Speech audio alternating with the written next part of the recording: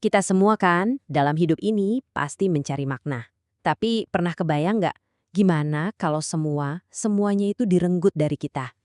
Gimana caranya menemukan tujuan saat kita udah nggak punya apa-apa lagi?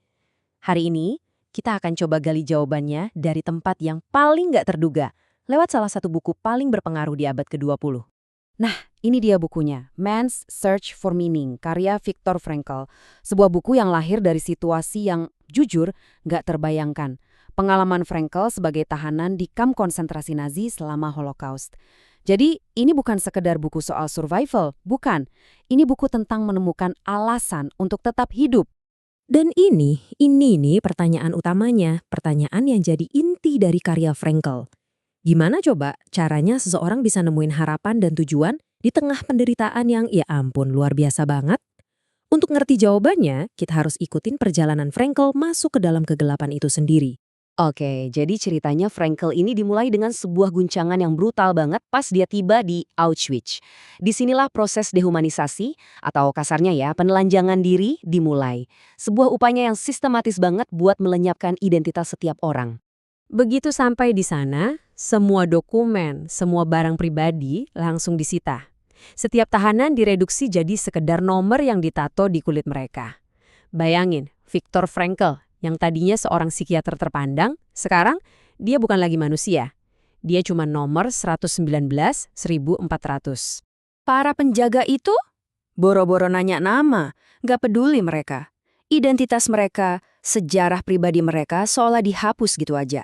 Mereka itu cuma angka di daftar, gampang banget diganti, gampang banget dibuang. Pokoknya semuanya diambil.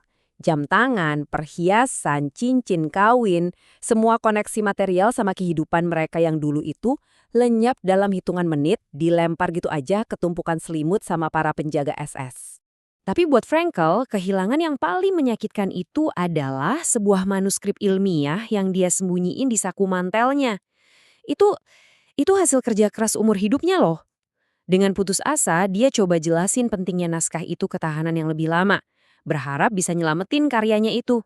Dan jawaban yang dia dapat dari tahanan senior itu cuma satu kata, yang diucapin dengan sinis dan brutal, tahi. Di momen itulah Frankl sadar, pahit banget. Tapi ya itu kenyataannya, dia harus mencoret seluruh hidupnya yang dulu. Semuanya hilang. Tapi anehnya justru di titik terendah keputusaan inilah, Frankl menemukan sebuah titik balik. Di tengah semua kengerian itu, dia menemukan sebuah kebenaran yang sangat mendalam tentang sifat dasar manusia. Coba kita bayangin deh realita mereka. Setiap detik hidup mereka itu diatur sama orang lain. Makanan, tidur, kerja paksa, bahkan hidup dan mati itu sendiri. Dari luar, mereka itu benar-benar nggak punya kuasa sama sekali. Nah, tapi disinilah Frankl nemuin sesuatu yang mengubah segalanya. Para penjaga itu bisa aja ngendaliin badannya, mengurung fisiknya, tapi mereka nggak bisa nyentuh pikiran dan kebebasan batinnya. Kekuatan untuk milih gimana dia bersikap, nah itu nggak ada yang bisa rengut, itu tetap miliknya. Dan inilah inti pemikiran Frankl yang kuat banget. Bahkan di Auschwitz, kata dia, ada orang-orang yang masih jalan melewati barak cuma buat menghibur orang lain, bahkan ngasih potongan roti terakhir mereka. Mereka ini jadi bukti hidup kalau kekuatan batin itu bisa mengangkat seseorang di atas nasib lahiriahnya. Oke, jadi kalau kita punya kebebasan terakhir ini, kebebasan untuk memilih, pertanyaannya kan gimana cara kita pakainya untuk menemukan makna? Frankl menemukan ada 3 jalan utama yang terbuka buat kita, bahkan dalam kondisi terburuk sekalipun. Frankl tuh sering banget ngutip filsuf Nietzsche buat ngejelasin ide ini. Di camp, mereka yang kehilangan harapan dan nggak bisa lagi ngelihat mengapa atau alasan untuk hidup, merekalah yang pertama kali menyerah. Jadi tujuan hidup itu ibarat jangkar psikologis buat mereka.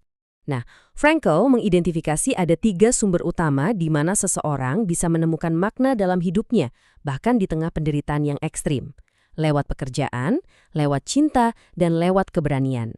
Yang pertama, makna lewat pekerjaan atau dedikasi pada sebuah tujuan. Buat Frankl sendiri, mengapanya dia adalah untuk bertahan hidup supaya suatu hari nanti dia bisa nulis ulang manuskripnya dan ngasih kuliah tentang psikologi di kamp konsentrasi. Tujuan inilah yang ngasih dia kekuatan buat terus bertahan. Jalan kedua untuk menemukan makna itu lewat cinta. Bisa dengan peduli sama orang lain atau dengan memegang erat kenangan orang yang kita cintai. Dan ini jadi sumber kekuatan pribadi yang dalam banget buat Frankel. Waktu lagi jalan kaki dipaksa kerja rodi yang melelahkan banget, Frankel itu bakal fokus mikirin istrinya. Dia ngobrol dalam hati sama istrinya, dan ini ngasih dia pelarian dan kekuatan. Dan di situ dia sadar, cinta itu melampaui kehadiran fisik loh. Cinta itu ada di dalam pikiran dan jiwa kita. Tapi ada sumber makna yang ketiga, dan buat para tahanan, ini yang paling penting. Sumber ini muncul ketika penderitaan itu udah nggak bisa dihindari lagi. Jadi, ketika kita udah nggak bisa lagi ngubah situasi, kita ditantang untuk mengubah diri kita sendiri. Dan ini nih yang membawa kita ke kesimpulan dari wawasan Frankel yang luar biasa. Sebuah cara pandang baru untuk memahami penderitaan dan, ya, kehidupan itu sendiri. Frankel sering banget merenungkan kutipan dari Dostoyevsky ini. Intinya itu bukan penderitaannya, tapi gimana cara kita menanggungnya. Kata Frankel, cara seseorang menanggung deritanya itu adalah sebuah pencapaian batin yang sejati. Frankel menyebut filosofi yang dia dapat dengan susah payah ini optimisme tragis. Ini bukan soal bahagia yang naif ya, tapi ini soal kemampuan buat bilang ya pada kehidupan, sekalipun semuanya tragis, dengan mengubah penderitaan menjadi sebuah pencapaian. Dan pada akhirnya, Frankel berpendapat gini, kita harus berhenti nanya apa makna hidup. Sebaliknya, kita harus melihat diri kita sebagai pihak yang ditanyai oleh hidup. Ini pergeseran yang fundamental banget. Ini bukan lagi soal apa yang kita mau dari dunia, tapi soal apa yang dunia butuhkan dari kita. Setiap hari, bahkan setiap saat, hidup itu seolah-olah ngasih kita pertanyaan lewat keadaan kita. Dan jawaban kita itu nggak bisa dalam bentuk kata-kata, tapi dalam tindakan yang benar, dalam perilaku yang benar. Jadi, pertanyaannya kembali ke kita semua. Gimana cara Anda akan menjawabnya?